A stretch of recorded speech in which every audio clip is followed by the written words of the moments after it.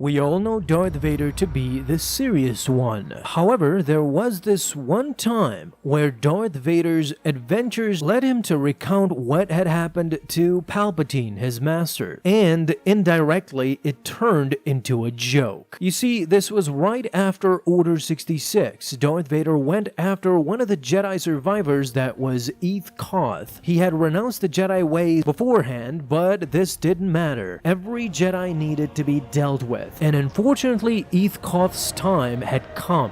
Vader not only destroyed this former Jedi Master, but even kidnapped his child. Vader located Eth Koth by discovering that he worked on this planet as a priest, which was pretty similar to what a Jedi's role would be. A spiritual guide, a protector of faith. The sad part was that once Vader was done with the Jedi, now he went after the Inquisitors, deeming them to be traitors, and while hunting them down, he halfway destroyed Coruscant, invoked panic all across the city.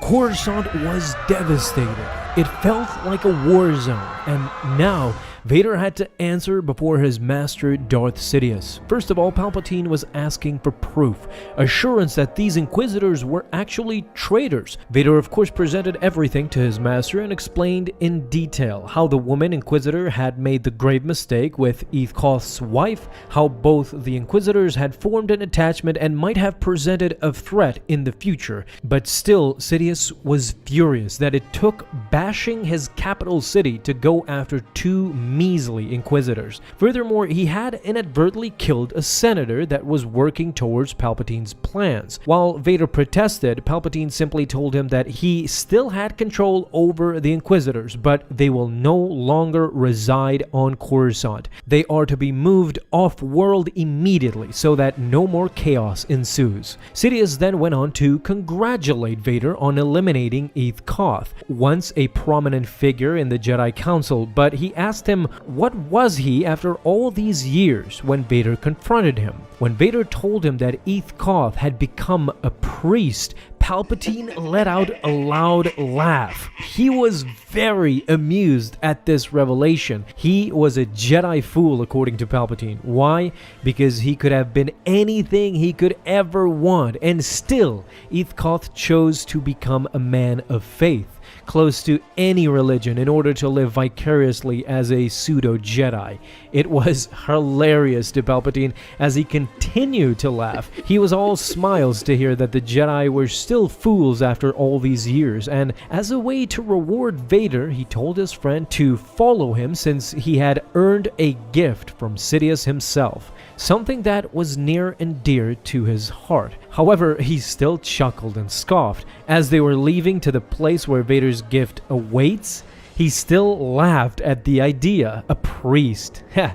Palpatine still could not let that notion go. Not only was it funny, but it made their job easier. They were slowly assured that the rest of the Jedi survivors would not be far off, either working as clergymen or as protectors. You know, Jedi things. They finally arrived. The gift was something that Vader would not expect to see ever again. It was the Nubian ship that Padme used for the last time on Mustafar. Vader stared at his reflection. He was stunned. The royal vessel of the lovely Padme Amidala. Vader immediately crushed the droid that was restoring it, while Palpatine went straight to business again. But when he told Vader to go immediately to Alderaan and deal with Bail Organa, Vader refused. This angered Palpatine at that moment, but Vader quickly explained he will do whatever task that Sidious requires. The only thing that he asks in return was a world of his own. A world, Palpatine looked at Vader. Now he understands. He wanted a place to hone his skills.